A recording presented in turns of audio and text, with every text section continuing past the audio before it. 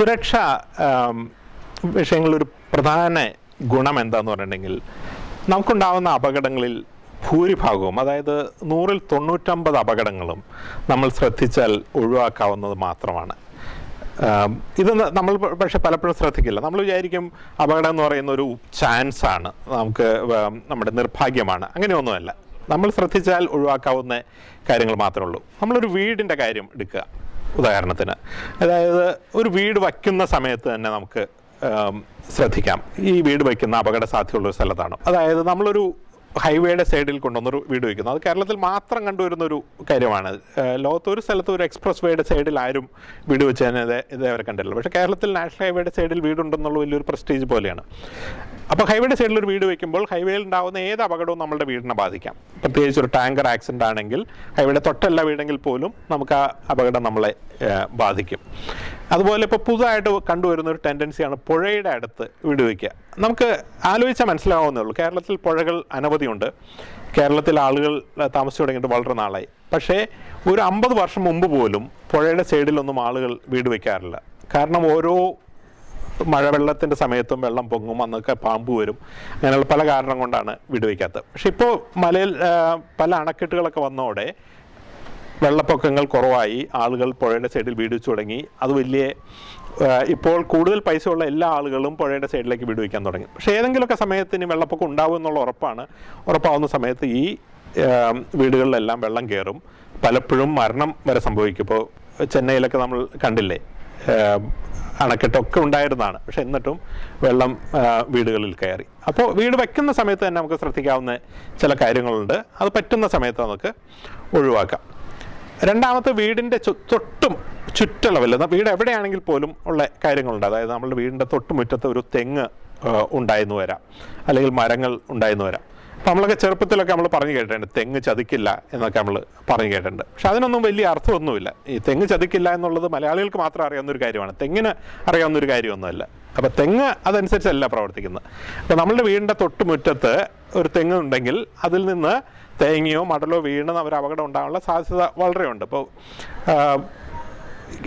Southern കേരളയിൽ എവിടെയോ ഒരു കുഞ്ഞിനെ അതിൻ്റെ നൂല് കെട്ടുന്ന അന്ന് തന്നെ ആകാശം കാണിക്കാനായിട്ട് പുറത്ത് കൊണ്ടുവന്ന് അമ്മൂമ്മ നിന്ന സമയത്ത് തലയിലൊരു തേങ്ങ വീണ് മരിച്ചൊരു സംഭവം ഉണ്ടായിട്ട് അത് മാത്രം ട്രാജിക്കാണെന്ന് വിചാരിക്കണം. അപ്പം അത് ഏത് സമയത്തും ഉണ്ടാകാൻ ഉള്ള സാധ്യതയുണ്ട്. അപ്പം നമ്മളുടെ വീടിൻ്റെ ചുറ്റുമുള്ള വേറൊരു ഉദാഹരണം പറയാം. ഇപ്പോൾ കൂടുതൽ സാമ്പത്തിക നിലയുള്ള ആളുകൾ വീടിൻ്റെ തൊട്ട് തന്നെ സ്വിമ്മിംഗ് പൂൾ ഉണ്ടാക്കുന്നൊരു പ്രവണതയുണ്ട്. കാശുള്ള ലോകത്തെല്ലാം സംഭവിക്കുന്നതാണ്. പക്ഷേ ഒരു സ്വിമ്മിംഗ് പൂൾ നമ്മളുടെ വീടിൻ്റെ മുറ്റത്ത് ഉണ്ടായി കഴിഞ്ഞിട്ടുണ്ടെങ്കിൽ ആ സ്വിമ്മിംഗ് പൂളിൽ കുട്ടികളോ വയസ്സായ ആളുകളോ നീന്തലറിയാത്ത ആരോ വീണ് മരിക്കാനുള്ള സാധ്യതയുണ്ട്. നമ്മൾ പല ഉദാഹരണങ്ങൾ നമ്മൾ കേട്ടിട്ടുണ്ട്. ഇനി അത് കൂടി വരാൻ പോകുന്നേ ഉള്ളൂ. എന്ന് പറഞ്ഞാൽ സ്വന്തം വീടിൻ്റെ ചുറ്റും സ്വിമ്മിംഗ് പൂൾ വയ്ക്കുന്ന ആളുകളുടെ എണ്ണം കൂടി വരികയാണ്. അപ്പോൾ ഒരു കുട്ടി മരിക്കണമെങ്കിൽ സ്വിമ്മിംഗ് പൂളിൽ അത്രയധികം വെള്ളമൊന്നും വേണ്ട, അരയടി വെള്ളം ഉണ്ടെങ്കിൽ പോലും ഒരു കുട്ടി അതിൽ വീണ് മരിക്കാവുന്നേ ഉള്ളൂ. അപ്പം അങ്ങനെ നമ്മുടെ വീടിൻ്റെ തൊട്ട് ചുറ്റുമുള്ള അപകടങ്ങൾ എന്താണ്? ഇതാണ് രണ്ടാമത്തെ കാര്യം നമ്മൾ ശ്രദ്ധിക്കേണ്ടത്. അതുണ്ടെങ്കിൽ അത് ഒഴിവാക്കണം. അപ്പോൾ സ്വിമ്മിംഗ് പൂൾ വേണ്ട എന്നുള്ളതല്ല. സ്വിമ്മിംഗ് പൂൾ ആണെങ്കിൽ അവിടെ കുട്ടിക്ക് പോകാനുള്ള ഇതുണ്ടാവാതിരിക്കണം, അതിന് ഫെൻസിങ് ഉണ്ടായിരിക്കണം. പഴയ വീടുകളാണെങ്കിൽ കെട്ടില്ലാത്ത കിണറൊക്കെയാണ് സാധാരണ വീടുകളിൽ അങ്ങനെ വീടിന് തൊട്ട് ചുറ്റുമുള്ള അപകടങ്ങൾ ആയിട്ട് നമുക്ക് കാണാൻ പറ്റുന്നത്. മൂന്നാമത് നമ്മൾ വീടിൻ്റെ അകത്തേക്ക് വരാം. അകത്ത് വരുമ്പോൾ നമുക്ക് പലതരത്തിലുള്ള ഇതുണ്ട്. വീടിൻ്റെ അകത്ത് ഒരു പ്രധാന അപകട സാധ്യത എന്ന് പറയുന്നത് തീയാണ്. അത് അടുക്കളയായിട്ട് ബന്ധപ്പെട്ട ഇതാണ്. നമ്മളുടെ പല അടുക്കളകളിലും ഏത് അടുക്കളയിലും ഏത് ദിവസവും അഗ്നിബാധ ഉണ്ടാകാനുള്ള സാധ്യതയുണ്ട്. പക്ഷേ അത് ഏത് തരം പണ്ടൊക്കെ ആയിരുന്നു വിറകായിരുന്നു, അപ്പോൾ തീ കത്താവുന്നതിനൊരു പരിധിയുണ്ട്. പക്ഷെ ഇപ്പോൾ ഗ്യാസ് ആയി കഴിയുമ്പോൾ അതിൻ്റെ തീയുടെ ഇൻറ്റൻസിറ്റിക്കും എത്ര നേരം നിന്ന് കത്താമെന്നുള്ളതിനൊക്കെ മാറ്റം വന്നല്ലോ. അപ്പോൾ ആ അപകട സാധ്യതകളുണ്ട്. അടുത്ത് ഇലക്ട്രിസിറ്റിയിൽ നിന്നുണ്ടാകുന്ന അപകട സാധ്യതകളാണ്. മൂന്നാമത്തത് കയറ്റമിറക്കമുള്ള വീടുകൾ, അതിൽ നമ്മൾ മറിഞ്ഞു ചാടാനുള്ള സാധ്യതകൾ. നാലാമതിപ്പോൾ ഈ മാർബിളോ അല്ലെങ്കിൽ ടൈൽസോ ഒക്കെ പോലെ വളരെ സ്ലിപ്പറി ആയിട്ടുള്ള ഇതുണ്ടായി കഴിയുമ്പോൾ അതിൽ സ്ലിപ്പ് ആൻഡ് ട്രിപ്പ് എന്ന് പറയുന്ന തരത്തിൽ നമ്മൾ തെന്നി വീഴാനുള്ള സാധ്യത. അങ്ങനെ പല അപകട സാധ്യതകൾ നമ്മുടെ വീടിൻ്റെ അകത്ത് തന്നെ ഉണ്ട്. അപ്പം ഇതിനെതിരെ എങ്ങനെ പ്രതിരോധിക്കാമെന്നത് നമ്മൾ മുൻകൂർ ആലോചിച്ച്. ഇപ്പോൾ അടുക്കളയിൽ നമ്മൾ ഭക്ഷണം പാചകം ചെയ്യാനുള്ളതാണ്. അപ്പോൾ തീ പിടിക്കുക എന്നുള്ളത് ഒരു പോസിബിലിറ്റിയാണ് എന്ന് പറഞ്ഞിട്ട് നമുക്ക് കുക്ക് ചെയ്യാതിരിക്കാൻ പറ്റില്ല. പക്ഷെ സിമ്പിളായിട്ടുള്ളൊരു കാര്യം പറയാം. അതായത് ഫയർ ബ്ലാങ്കറ്റ് എന്ന് പറയുന്ന ഒരു വസ്തുവുണ്ട്. അപ്പോൾ ഇതിന് വലിയ വിലയൊന്നുമില്ല, 1000 രൂപയിൽ താഴെ വിലയുള്ളൂ. പക്ഷേ ഇങ്ങനെ ഒരു വസ്തു ഉണ്ടെന്ന് പോലും ആർക്കും അറിയില്ല. ഏതെങ്കിലും ഒരു സമയത്ത് തീ പിടിച്ച് കഴിഞ്ഞാൽ, നമ്മുടെ അടുപ്പിൻ്റെ മുകളിൽ തീ പിടിച്ച് കഴിഞ്ഞിട്ടുണ്ടെങ്കിൽ ഈ ഫയർ ബ്ലാങ്കറ്റ് എടുത്ത് ആ തീ പിടിച്ച എന്താണോ അതിൻ്റെ മീതെ അങ്ങ് വെച്ച് കഴിഞ്ഞിട്ടുണ്ടെങ്കിൽ തീ കെട്ടുപോകും, ബ്ലാങ്കറ്റിന് തീ പിടിക്കുകയില്ല. തീ പിടിക്കാത്ത വസ്തു കൊണ്ടാണ് ഫയർ ബ്ലാങ്കറ്റ് ഉണ്ടാക്കിയിരിക്കുന്നത്. അതുകൊണ്ടാണ് അതിന് ഫയർ ബ്ലാങ്കറ്റ് എന്ന് പറയുന്നത്. അല്ലെങ്കിൽ ഇത് നമ്മളുടെ ശരീരത്തേക്ക് പലപ്പോഴും വീടുകളിൽ സംഭവിക്കുന്ന എന്താണെന്ന് പറഞ്ഞിട്ടുണ്ടെങ്കിൽ, സാരിയൊക്കെ എടുത്തിട്ട് അടുപ്പിൻ്റെ അടുത്ത് നിൽക്കുന്നു, അല്ലെങ്കിൽ വിളക്ക് കൊളുത്തുന്നു, ആ സമയത്ത് സാരിയിലേക്ക് തീ പിടിക്കുന്നു, അത് ദേഹമാകെ ആളി പടരുന്നു, അതൊക്കെയാണ് സംഭവിക്കുന്നത്. അപ്പോൾ ഈ ഫയർ ബ്ലാങ്കറ്റ് ഉണ്ടെങ്കിൽ, ഫയർ ബ്ലാങ്കറ്റ് കൊണ്ട് ആളെ അങ്ങ് കവർ ചെയ്ത് കഴിഞ്ഞിട്ടുണ്ടെങ്കിലും പിന്നെ ആ തീ പടരില്ല. അപ്പോൾ ഈ നിസ്സാരമായ 1000 രൂപ മാത്രം ചിലവുള്ള ഈ ഒരു സാധനം കൊണ്ട് പലപ്പോഴും നമുക്ക് ആളുടെ മരണം വരെ ഒഴിവാക്കാം. ഇലക്ട്രിസിറ്റി കാര്യങ്ങളിൽ നമ്മൾ ശ്രദ്ധിക്കേണ്ടത് എന്താണെന്ന് പറഞ്ഞിട്ടുണ്ടെങ്കിൽ, നമ്മളുടെ നാച്ചുറലി നല്ല സ്റ്റാൻഡേർഡുള്ള വയറിങ്ങും കാര്യങ്ങളും ആയിരിക്കണം. അത് കഴിഞ്ഞിട്ട് നമ്മൾ മൾട്ടിപ്പിൾ ആയിട്ടുള്ള കണക്ഷൻസ് എല്ലാം ഒരു പ്ലഗിൽ നിന്ന് ഒരു എക്സ്റ്റൻഷൻ ബോർഡ് എടുത്ത് അതിൽ നിന്ന് 5 കണക്ഷൻ വേറെയൊക്കെ എടുത്തു കഴിയുമ്പോൾ അതിൽ കൂടെ പവറിൻ്റെ ട്രാൻസ്മിഷൻ കൂടുന്നു, ആ എക്യുപ്മെൻ്റ് അതിനു വേണ്ടി റേറ്റഡ് ആയിരിക്കില്ല, തീ പിടിക്കുന്നു, അങ്ങനെയുള്ള സംഭവങ്ങൾ പലപ്പോഴും ഉണ്ടാവാറുണ്ട്. ഇതെല്ലാം നമുക്ക് മുൻകൂട്ടി ഒഴിവാക്കാവുന്നതാണ്. ഒരു കാര്യം പ്രത്യേകിച്ച് പറയണം, അതായത് ഈ ഒരു വീട്ടിലെ അപകട സാധ്യത എന്ന് പറയുന്നത് അവിടെ താമസിക്കുന്ന പല ആളുകൾക്ക് പലതരത്തിലായിരിക്കാം. ഇപ്പോൾ സാധാരണഗതിയിൽ ആളുകൾ താമസിക്കുന്ന വീട്ടിൽ, ഒരു ഭാര്യയും ഭർത്താവും മാത്രം താമസിക്കുന്ന, കല്യാണം കഴിച്ചിട്ട് ഭാര്യയും ഭർത്താവും മാത്രം താമസിക്കുന്ന വീട്ടിൽ ഇലക്ട്രിസിറ്റി പ്ലഗ് എവിടെയാണെങ്കിലും അതൊരു വിഷയമല്ല. അതേസമയം അവർക്കൊരു കുട്ടി ഉണ്ടായി കഴിയുമ്പോൾ ആ പ്ലഗ് ഈ കുട്ടിക്ക് എത്താവുന്ന ഹൈറ്റിലാണെങ്കിൽ അപ്പോൾ അതൊരു പ്രശ്നമായി. അപ്പോൾ യൂറോപ്യൻ രാജ്യങ്ങളിലൊരു കണ്ടീഷനുണ്ട്, അതായത് കുട്ടി ഉണ്ടാവുന്നതിന് മുമ്പ്, കുട്ടിയെ ആശുപത്രിയിൽ നിന്ന് ഇവിടെ വരുന്നതിന് മുമ്പ് ഈ വീട് ചൈൽഡ് പ്രൂഫ് ആക്കി മാറ്റണം. അപ്പോൾ അതിനുവേണ്ടി പ്രത്യേകമായിട്ടൊരു ഇൻസ്പെക്ഷൻ നടത്തണം. നമ്മൾ ആലോചിക്കുക പോലും ചെയ്യാത്ത കാര്യമാണ്. നമ്മൾക്കൊരു കുട്ടി ഉണ്ടായി കഴിയുമ്പോൾ നമ്മുടെ വീട്ടിൽ എന്തൊക്കെ കാര്യങ്ങൾ നമുക്ക് മാറ്റണം. അപ്പോൾ അതുകൊണ്ടാണ് പലപ്പോഴും കുട്ടികൾക്ക് പലതരത്തിലുള്ള അപകടങ്ങൾ വീട്ടിലുണ്ടാവുന്നത്. അപ്പോൾ താഴെയാണ് ഇലക്ട്രിക്കൽ പ്ലഗുകളെങ്കിൽ കുട്ടി വലുതാവുന്ന അത്രയും സമയം അത് ഉപയോഗിക്കാത്ത സമയത്ത് അത് അടച്ചു വെക്കാനായിട്ട് വേറൊരു എക്യുപ്മെൻറ്റ് തന്നെ ഉണ്ട്. അങ്ങനെ കുറേ എക്യുപ്മെൻറ്റ് വാസ്തവത്തിൽ വിദേശ രാജ്യങ്ങളിൽ ലഭ്യമാണ്, കേരളത്തിൽ ലഭ്യമാണെന്ന് അറിയില്ല. അത് നമ്മൾ ആലോചിക്കാത്തതുകൊണ്ടാണ്. അപ്പോൾ നമ്മൾ ആലോചിച്ച് കഴിഞ്ഞിട്ട് ഈ വീട്ടിലെ ചൈൽഡ് പ്രൂഫ് ആക്കാനുള്ള കാര്യങ്ങൾ, അതായത് കുട്ടി ജനൽ വഴി പുറത്തേക്ക് ചാടാനുള്ള സാധ്യതയുണ്ടോ എന്നുള്ളത് ഒരു കാര്യമാണ്. കുട്ടി ഇപ്പോൾ ഫ്ലാറ്റുകളുടെ കാര്യം എടുത്തു കഴിഞ്ഞിട്ടുണ്ടെങ്കിൽ ഫ്ലാറ്റിലെ സിറ്റ് ഔട്ടിലൊക്കെ ഇരുന്ന് കഴിയുമ്പോൾ അതിൻ്റെ ചെറിയ ഗ്രില്ലായിരിക്കും. അപ്പോൾ വലിയ ആളുകളെ ശ്രദ്ധിക്കുക പോലുമില്ല, അതിൻ്റെ ഇടയിൽ ഗ്യാപ്പ് ഉണ്ടോ എന്നുള്ള വലിയ ആളുകളെ ശ്രദ്ധിക്കുക പോലുമില്ല. പക്ഷെ കുട്ടി ഉണ്ടായി കഴിയുമ്പോഴല്ലെങ്കിൽ ആ ഗ്രില്ലിൻ്റെ ഇടയ്ക്കിടെ കുട്ടിക്ക് പുറത്തേക്ക് ചാടി കഴിഞ്ഞിട്ടുണ്ടെങ്കിൽ താഴെ വീണ് മരിച്ചു, അങ്ങനെയുള്ള സാധ്യത ഉണ്ട്. അപ്പോൾ ഇത് ചൈൽഡ് പ്രൂഫ് ആണോ എന്നുള്ള കാര്യം നമ്മൾ ശ്രദ്ധിക്കണം. രണ്ടാമത്തത് വയസ്സായി കഴിയുമ്പോഴുള്ള കാര്യം. ഇതേ അച്ഛനും അമ്മയും അവരുടെ കുട്ടി വലുതായി, കുഴപ്പമൊന്നുമില്ല.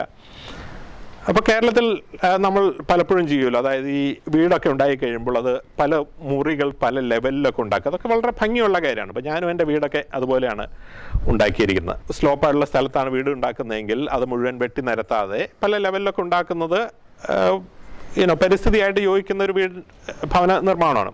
പക്ഷെ നമ്മൾ വയസ്സായി കഴിയുമ്പോൾ ഇതെല്ലാം നമുക്ക് വലിയ ബുദ്ധിമുട്ടായിട്ട് വരും. നമ്മൾ പലപ്പോഴും ശ്രദ്ധിക്കില്ല, നമ്മളുടെ കോർഡിനേഷൻ ശരിയാവില്ല, നമ്മളുടെ കൺട്രോൾ ശരിയാവില്ല. അപ്പോൾ രണ്ട് മുറികളുടെ ഇടയിൽ ഒരു സ്റ്റെപ്പ് ഉണ്ടെങ്കിൽ പോലും അത് വയസ്സായ ആളുകൾക്ക് അപകടമുള്ള ഇതായി വരും. അപ്പോൾ ആളുകൾക്ക് വയസ്സാവുന്ന സമയത്ത് ഇത് വയസ്സായ ആളുകൾക്ക് സേഫ് ആണോ എന്നുള്ള തരത്തിലൊരു ഇൻസ്പെക്ഷൻ ഓഡിറ്റിംഗ് ഒന്നും കൂടി നമ്മൾ നടത്തേണ്ടതാണ്. അപ്പോൾ അത് പലപ്പോഴും അത് സ്റ്റെപ്പുള്ളത് ആണെങ്കിൽ അത് മാറ്റിയിട്ട് ഗ്രാജുവലായിട്ടുള്ള സ്ലോപ്പായിട്ട് ഇറങ്ങി നടത്താനുള്ള കാര്യങ്ങൾ ഉണ്ടാക്കണം. അപ്പം ഇങ്ങനെ നമ്മൾ വീട്ടിൽ താമസിക്കുന്ന ഓരോ ആളുകളുടെയും ആംഗിളിൽ നിന്ന് ആ വീടിൻ്റെ സുരക്ഷ നമ്മൾ ശ്രദ്ധിക്കണം. പണ്ട് ഇല്ലാതിരുന്നൊരു പ്രശ്നമാണ് ഇപ്പോഴത്തെ ഈ മാർബിളും അല്ലെങ്കിൽ ടൈലും. ഇത് രണ്ടും വളരെ സ്മൂത്ത് ആൻഡ് സ്ലിപ്പറിയാണ്. അത് നമ്മൾ വെള്ളം വെച്ച് തുടയ്ക്കുന്ന ആ പ്രത്യേക സമയത്ത്, ഇപ്പോൾ സ്ഥാപനങ്ങളിൽ ആണെങ്കിൽ നമുക്ക് കാണാം സ്ലിപ്പറി ഫ്ലോർ എന്നൊരു ബോർഡ് വെച്ചിട്ടാണ് നമ്മൾ സാധാരണ മുറി ക്ലീൻ ചെയ്യുന്നത്. വീടുകളിൽ അത് നമ്മൾ ചെയ്യില്ലല്ലോ. അതേസമയം ഇങ്ങനെ ചെയ്യുന്ന സമയത്ത് കുട്ടികൾ അതിൽ ഓടി, അല്ലെങ്കിൽ പ്രായമായ ആളുകൾ നടന്നു വീണു, കാലൊടിഞ്ഞു, അതെല്ലാം സ്ഥിരമായിട്ട് സംഭവിക്കുന്ന. അപ്പോൾ ഇത് നമ്മൾ മാർബിളൊക്കെ ഇടുന്ന വളരെ ഭംഗിയൊക്കെ ആണെങ്കിൽ പോലും അത് ഒരു അപകട സാധ്യത പുതുതായിട്ട് കൊണ്ടുവരികയാണ് എന്നുള്ളത് നമ്മളെപ്പോഴും മനസ്സിലുണ്ടായിരിക്കണം. അത് അനുസരിച്ചിട്ട് പെരുമാറുകയും വേണം. ഒരു വീട് എന്ന് പറയുന്നത് ഒരു സ്ഥാപനം പോലെ തന്നെയാണ്. ഒരു അപകടം ഉണ്ടാകാനുള്ള സാധ്യത എപ്പോഴും ഉണ്ട്. അപ്പോൾ അപകടം ഉണ്ടായിക്കഴിഞ്ഞാൽ നമ്മളത് എങ്ങനെ ഡീൽ ചെയ്യുന്നു കൂടി നമ്മൾ മനസ്സിലുണ്ടായിരിക്കണം. അതായത് ഒരു ഫസ്റ്റ് എയ്ഡ് ബോക്സ് എന്നുള്ളത് ഒരു വീട്ടിൽ ഒരു കമ്പൽസറി ആയിട്ടുള്ളൊരു സാധനമാണ്. വീട്ടിലുണ്ടാവാൻ സാധ്യതയുള്ള ചെറുകിട അപകടങ്ങൾ, ചെറിയൊരു പൊള്ളൽ ആവാം, ചെറിയൊരു മുറിവാവാം, അതിനെതിരെ പ്രവർത്തിക്കാൻ പറ്റുന്ന മരുന്നുകൾ അല്ലെങ്കിൽ ബാൻഡേഡുകൾ എല്ലാം ഒരു വീട്ടിൽ നിർബന്ധമായിട്ടും വേണം. എത്ര വലിയ വീടാണെങ്കിലും ചെറിയ വീടാണെങ്കിലും പാവപ്പെട്ടവരാണെങ്കിലും പണക്കാരാണെങ്കിലും അപകടത്തിനുള്ള സാധ്യത തുല്യമാണല്ലോ. അപ്പോൾ അൺഫോർച്ചുനേറ്റ്ലി ഇത് നമ്മൾക്ക് ഷോപ്പിൽ പോയി നേരിട്ട് മേടിക്കാൻ പറ്റുന്നതല്ല. അതുകൊണ്ട് നമ്മൾ ഒരല്പം എഫർട്ട് എടുത്തിട്ടൊന്ന് അസംബിൾ ചെയ്യണം. ഒരു ചെറിയ പെട്ടിയിൽ നമ്മൾ അത്യാവശ്യമുള്ള കാര്യങ്ങൾ 4-5 കാര്യങ്ങൾ എടുത്തു വെച്ച് കഴിഞ്ഞിട്ടുണ്ടെങ്കിൽ തന്നെ എന്തെങ്കിലും ഒരു അപകടം ഉണ്ടായിക്കഴിഞ്ഞിട്ടുണ്ടെങ്കിൽ അത് അനുസരിച്ച് പെരുമാറാൻ ഉള്ള ഒരു സംവിധാനം നമ്മുടെ വീട്ടിൽ തന്നെ ഉണ്ടായിരിക്കണം. പല അപകടങ്ങളും നമ്മൾ പെട്ടെന്ന് റിയാക്ട് ചെയ്തില്ലെങ്കിൽ അത് മരണത്തിലേക്ക് തന്നെ പോയിന്ന് വരും. ഫോർ എക്സാമ്പിൾ, തൊണ്ടയിൽ എന്തെങ്കിലും കുടുങ്ങുക എന്നൊരു സാഹചര്യം ഏത് സമയത്തും ആർക്കും ഉണ്ടാവുന്നുള്ളൂ. ഭക്ഷണം കഴിക്കുന്ന സമയത്തായിരിക്കണം. ഒരു മുറിവ് അല്ലെങ്കിൽ പൊള്ളൽ പറ്റിക്കഴിഞ്ഞിട്ടുണ്ടെങ്കിൽ അത് വേദനയൊക്കെ ഉണ്ടാക്കുമെങ്കിലും അത് മരണകാരണമൊന്നുമല്ല. ചെറിയൊരു കട്ട് വന്നു കഴിഞ്ഞിട്ടുണ്ടെങ്കിൽ നമുക്ക് അത് ബാൻഡേഡ് ഉണ്ടെങ്കിലും ഇല്ലെങ്കിലും എന്തെങ്കിലും കൊണ്ട് പൊതിഞ്ഞ് കെട്ടി ആശുപത്രിയിൽ പോയി ആശുപത്രിയിൽ ചെന്ന് മാനേജ് ചെയ്യാവുന്നേ ഉള്ളൂ. സാധാരണ ഇതിൽ വീട്ടിലുണ്ടാകുന്ന ചെറിയ ചെറിയ മുറിവുകൾ. പക്ഷേ തൊണ്ടയിൽ കുടുങ്ങി കഴിഞ്ഞാൽ അങ്ങനെയല്ല, 2-3 മിനിറ്റിനകം മരണമാണ് സംഭവിക്കുന്നത്.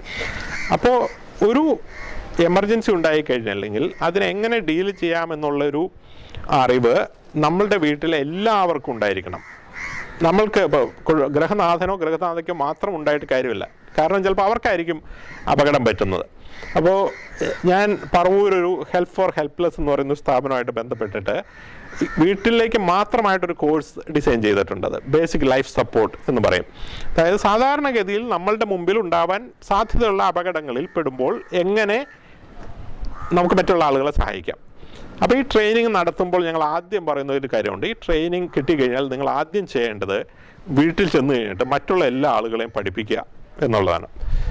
അങ്ങനെ പഠിപ്പിച്ച് കഴിയുമ്പോഴാണ് നമ്മളുടെ സുരക്ഷ ഇതാവുന്നത്. അല്ലെങ്കിൽ നമ്മൾ പഠിച്ചുകൊണ്ടിരുന്ന നമുക്ക് മറ്റേ ആളുകളെ രക്ഷിക്കാൻ പറ്റും, പക്ഷെ നമുക്ക് എന്തെങ്കിലും സംഭവിച്ചു കഴിഞ്ഞിട്ടുണ്ടെങ്കിൽ രക്ഷിക്കാൻ വേറെ ആർക്കും പറ്റില്ല. അപ്പോൾ ഇതിന് ഓരോ നിസ്സാരമായ ഇതായിരിക്കാം, പക്ഷെ അത് ചെയ്യേണ്ട കാര്യങ്ങൾ ചെയ്യേണ്ട സമയത്ത് നമ്മൾ ചെയ്യണം. നമ്മളെ പരമ്പരാഗതമായി പറഞ്ഞു പഠിപ്പിച്ചിരിക്കുന്ന പല കാര്യങ്ങളും ശരിയല്ല എന്ന് ആധുനിക വൈദ്യശാസ്ത്രം ഇപ്പോൾ പറഞ്ഞുകൊണ്ടിരിക്കുകയാണ്. അതായത് ഒരാൾ വെള്ളത്തിൽ വീണ് കഴിഞ്ഞിട്ടുണ്ടെങ്കിൽ അയാളെ എങ്ങനെ രക്ഷിക്കാം, ഒരാളെ പാമ്പ് കടിച്ചു കഴിഞ്ഞിട്ടുണ്ടെങ്കിൽ അയാൾക്ക് കൊടുക്കേണ്ട ഫസ്റ്റ് എയ്ഡ് എന്താണ്. പണ്ടെല്ലാം ആണെങ്കിൽ ഒരു വലിയ ചരടിട്ടിട്ട് അത് മുറിവിൻ്റെ മീതെ ഒരു പാമ്പ് കടിച്ചു കഴിഞ്ഞിട്ടുണ്ടെങ്കിൽ വളരെ മുറുക്കി കെട്ടി രക്തഓട്ടം നിലയ്ക്കണമെന്നൊക്കെയായിരുന്നു പഴയ റെക്കമെൻഡേഷൻ. ഇപ്പം അങ്ങനെയൊന്നുമല്ല. അങ്ങനെ ബലമായിട്ട് വലിച്ചു കെട്ടിക്കഴിഞ്ഞാൽ അത് വലിയ അപകടം ഉണ്ടാക്കുമെന്നാണ് ഇപ്പോഴത്തെ റെക്കമെൻഡേഷൻ പറയുന്നത്. അപ്പോൾ ഇത് ഓരോന്നും നമ്മൾ പണ്ട് പഠിച്ചത് തന്നെയാണ് ശരിയെന്നുള്ളതല്ല. ഇതിലെല്ലാം സയൻസ് അപ്ഡേറ്റ് ചെയ്തുകൊണ്ടിരിക്കുകയാണ്. അതിൻ്റെ റെക്കമെൻഡേഷൻ മാറുകയാണ്. അപ്പോൾ ഇതെല്ലാം നമ്മൾ അത്യാവശ്യം വീട്ടിൽ നമ്മൾ അറിഞ്ഞിരിക്കണം. വീട്ടിൽ ഓരോ ആളുകളെ നമ്മൾ പഠിപ്പിക്കുകയും വേണം.